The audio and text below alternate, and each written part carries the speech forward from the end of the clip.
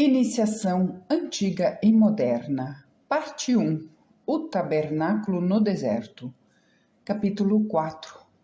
A Arca da Aliança. É importante e repleta de grande significância mística, merecendo nossa atenção, que o aroma do serviço voluntário seja representado como uma doce fragrância perfumada de incenso, enquanto o odor do pecado, do egoísmo e das transgressões da lei, representado pelo sacrifício compulsório no altar do serviço, é nauseante. Não se precisa, pois, de muita imaginação para compreender que a nuvem de fumaça que subia continuamente das carcaças queimadas dos animais sacrificados exalava um cheiro nauseante, forte e muito ruim para mostrar a destacada repugnância disso, enquanto o contínuo incenso oferecido no altar, antes do segundo véu, por antítese, mostrava a beleza e a sublimidade do serviço altruísta, exortando o maçom místico, como um filho da luz, a deliberadamente evitar um e a continuar a acreditar firmemente no outro. Também é bom deixar bem claro que o serviço não consiste somente em realizar grandes feitos. Alguns que são chamados de heróis foram em suas vidas cotidianas bons e simples, e se destacavam apenas nas ocasiões em que era necessário. Os mártires foram inseridos no calendário dos santos porque morreram por uma causa. Entretanto, o maior heroísmo, o grande martírio, é, às vezes, fazer as pequenas coisas que ninguém nota e se sacrificar no serviço simples aos outros. Vimos anteriormente que o véu na entrada do pátio exterior e o véu em frente à sala leste do tabernáculo eram confeccionados em 4 cores: azul, vermelho, púrpura e branca. Porém, o segundo véu, que dividia a sala leste do tabernáculo da sala oeste, diferia em relação à caracterização dos outros 2. Foi forjado com as figuras dos querubins. Porém, não consideraremos o significado desse fato, até que abordemos o assunto da lua nova e da iniciação. Mas agora examinaremos o segundo recinto do tabernáculo, a sala ocidental, chamado de Santíssimo ou Santo dos Santos. Atrás do segundo véu, nessa segunda sala, nenhum mortal poderia passar, a não ser o sumo sacerdote. E mesmo assim era permitido a ele entrar somente uma vez por ano, a saber, no Yom Kippur, no dia da expiação, e somente após a mais solene preparação e com o maior reverente cuidado. O Santo dos Santos era revestido com a solenidade de outro mundo. Estava repleto de uma grandeza sobrenatural. O tabernáculo inteiro era o santuário de Deus, mas aqui nesse local estava a certeza absoluta de sua presença, a morada especial da glória de Shekinah. E qualquer ser mortal tremia ao se apresentar dentro desses recintos sagrados, como deveria acontecer com o sumo sacerdote no dia da expiação. Na parte mais ocidental desse recinto, o extremo oeste de todo o tabernáculo, estava a Arca da Aliança. Era um receptáculo vazio que continha o pote de ouro do maná, a vara de Araão que floresceu e as tábuas da lei que foram dadas a Moisés. Enquanto essa Arca da Aliança permanecia no tabernáculo no deserto, as 2 varas ficavam colocadas sempre dentro dos 4 anéis da arca, para que ela pudesse ser levantada e transportada a qualquer momento. Mas quando a arca finalmente foi transportada para o templo de Salomão, as varas foram retiradas. Isso tem um significado simbólico de grande importância. Sobre a arca pairavam os querubins, e entre eles habitava a não criada glória de Deus. Aqui, disse ele a Moisés, eu virei a ti, E de cima do propiciatório, do meio dos 2 querubins que estão sobre a arca do testemunho, falarei contigo acerca de tudo o que eu te ordenar para os filhos de Israel. A glória do Senhor, vista acima do propiciatório, tinha a aparência de uma nuvem. O Senhor disse a Moisés: Fala a Araão, teu irmão, que ele não entre em momento algum no santuário, além do véu, diante do propiciatório que está sobre a arca. Poderá morrer, pois apareço sobre o propiciatório em uma nuvem. Essa manifestação da divina presença foi chamada entre os judeus de glória Shekinah. Sem dúvida, sua aparência era uma maravilhosa glória espiritual da qual é impossível formar qualquer concepção adequada. Fora dessa nuvem, uma voz de Deus era ouvida com uma profunda solenidade quando ele era consultado em prol do povo.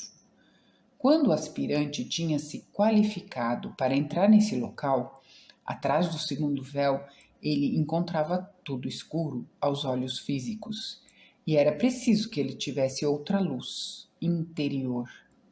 Quando ele chegou pela primeira vez ao portão oriental do templo, estava pobre, nu e cego, pedindo luz. Então lhe foi mostrada a luz fraca que surgia na fumaça acima do altar do sacrifício.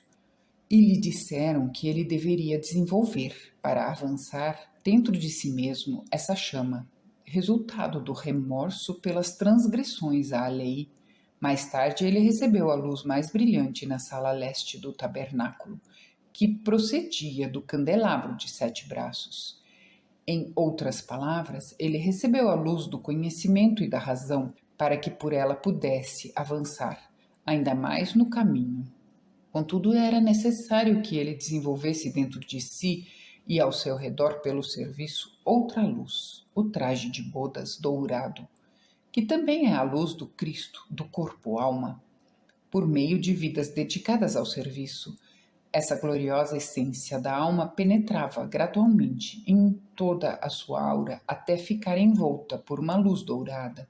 Só quando tivesse desenvolvido essa luz interna, ele poderia entrar nos recintos sombrios do segundo tabernáculo, como às vezes é chamado o Santo dos Santos. Deus é luz. Se andarmos na luz como Ele está na luz, seremos fraternais uns com os outros. Isso geralmente é usado para indicar apenas a fraternidade dos santos, mas de fato se aplica também à fraternidade que temos com Deus.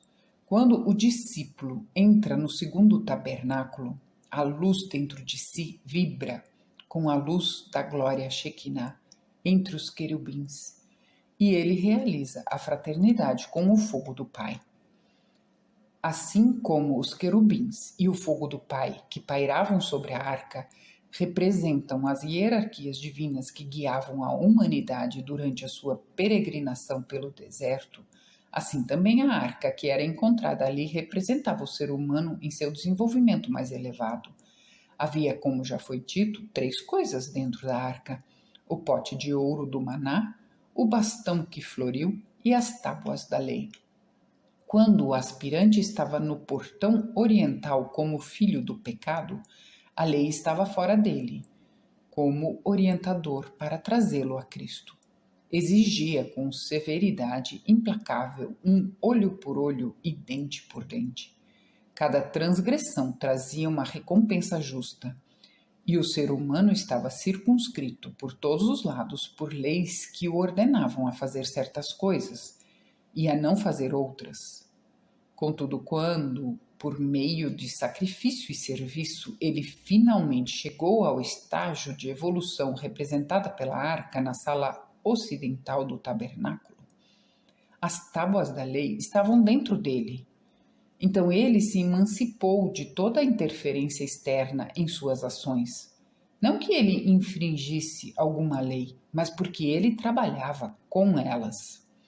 Assim como aprendemos a respeitar o direito de propriedade dos outros e, portanto, nos tornamos emancipados do mandamento não furtarás, também aquele que guarda todas as leis porque deseja fazê-lo Não precisa mais de um orientador externo, mas de bom grado obedece em todas as coisas, porque ele é um servo da lei e trabalha com ela, por escolha e não por necessidade. O pote de ouro do maná. Manás, mente, homem ou ser humano, são palavras diretamente associadas com o maná que desceu do céu. É o espírito humano que desceu do alto de nosso Pai para uma peregrinação através da matéria, e o pote de ouro onde foi guardado simboliza a aura dourada do corpo-alma.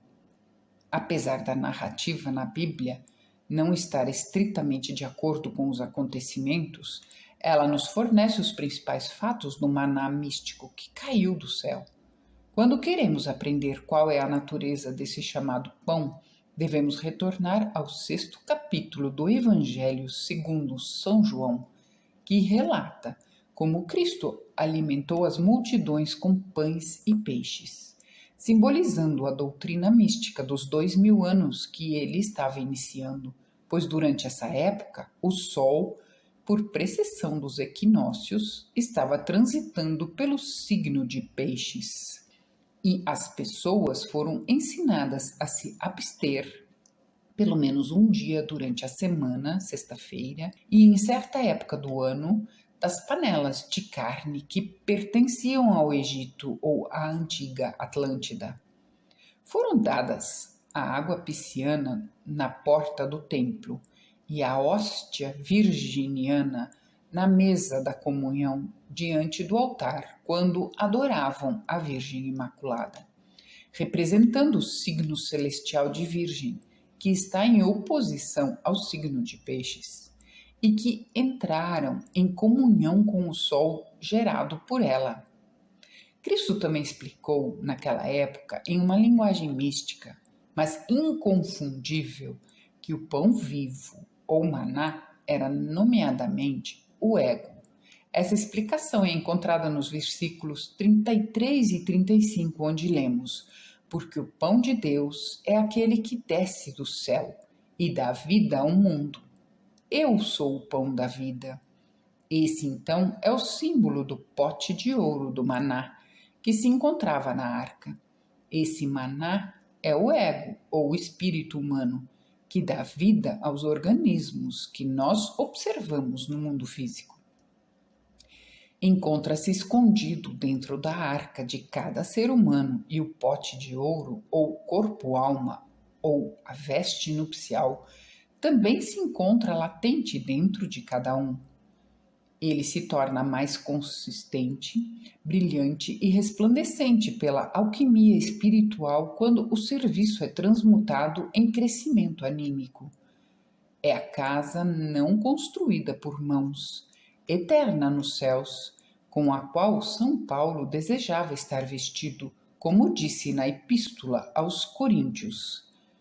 Todo aquele que se esforça em ajudar seus semelhantes, desse modo, acumula dentro de si esse tesouro de ouro que é depositado no céu, onde nem a traça nem a ferrugem podem destruí-lo.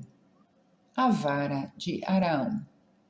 Uma antiga lenda relata que quando Adão foi expulso do jardim do Éden, levou consigo 3 mudas da árvore da vida, que foram plantadas por Sete. Sete, o segundo filho de Adão, é, de acordo com a lenda maçônica, pai da hierarquia espiritual dos clérigos, que trabalham com a humanidade através do catolicismo, enquanto os filhos de Caim são os artesãos do mundo. Esses últimos estão ativos na maçonaria, promovendo o progresso material e industrial, como deveriam ser os construtores do Templo de Salomão, o universo. As 3 mudas plantadas por Sete tiveram importantes missões no desenvolvimento espiritual da humanidade, e uma delas é a vara de Araão. No início da existência concreta, a geração era realizada sob a sábia direção dos anjos, que assistiam para que o ato criador fosse realizado nos momentos em que os raios de força interplanetários eram propícios. E o ser humano também foi proibido de comer da árvore do conhecimento. A natureza dessa árvore foi prontamente determinada a partir de sentenças como Adão conheceu sua esposa e ela deu à luz Caim, Adão conheceu sua esposa e ela deu à luz Sete. Como posso dar à luz a uma criança, visto que não conheço um homem? Como foi dito por Maria ao anjo Gabriel. À luz dessa interpretação, a afirmação do anjo não foi uma maldição. Quando descobriu que seus preceitos foram desobedecidos, morrendo, morrerás. Também é compreensível, pois os corpos gerados independentemente das influências cósmicas não esperariam que persistisse. Por isso, o ser humano foi exilado dos reinos etéricos da força espiritual, o Éden, onde cresce a árvore do poder vital, exilado para a existência concreta em corpos físicos densos que ele gerou para si. Certamente foi uma bênção, pois quem de nós possui um corpo totalmente saudável e perfeito, segundo a nossa opinião, e quem gostaria de viver nele para sempre?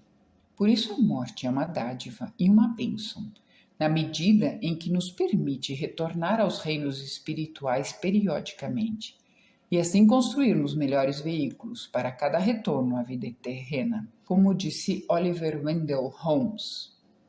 Constrói, alma minha, as mais belas mansões, enquanto as estações se sucedem.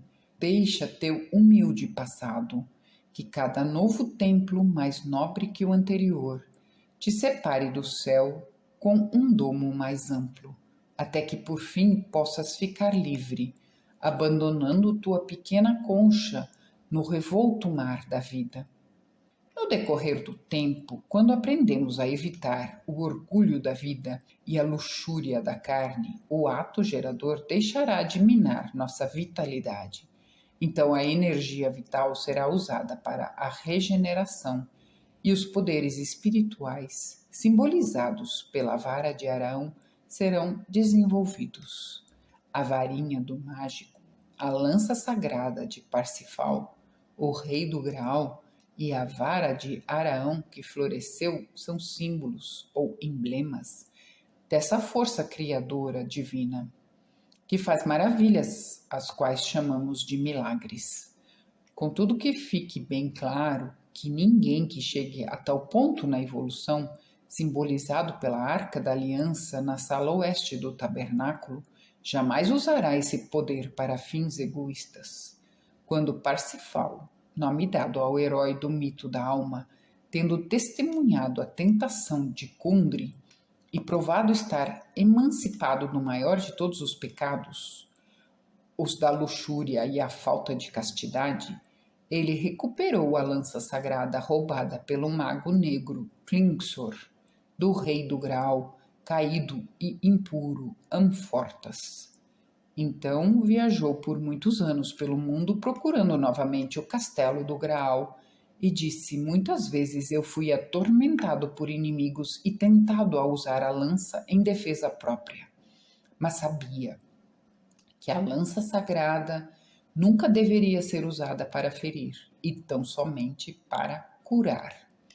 E essa é a atitude de todo aquele que desenvolve dentro de si o florescimento da vara de Arão. Embora ele possa transformar essa faculdade espiritual em condições de prover pão para uma multidão, ele nunca pensaria em transformar uma pedra em pão para si mesmo, para aplacar a própria fome. Mesmo que ele tenha sido pregado à cruz para morrer, não se libertaria dela com o poder espiritual que havia exercido prontamente para salvar os outros da sepultura.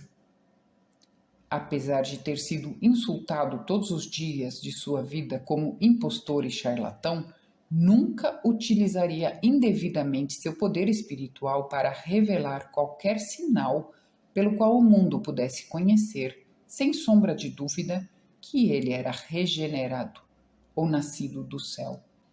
Essa foi a atitude de Cristo Jesus, que tem sido e é imitada por todo aquele que é um Cristo em formação.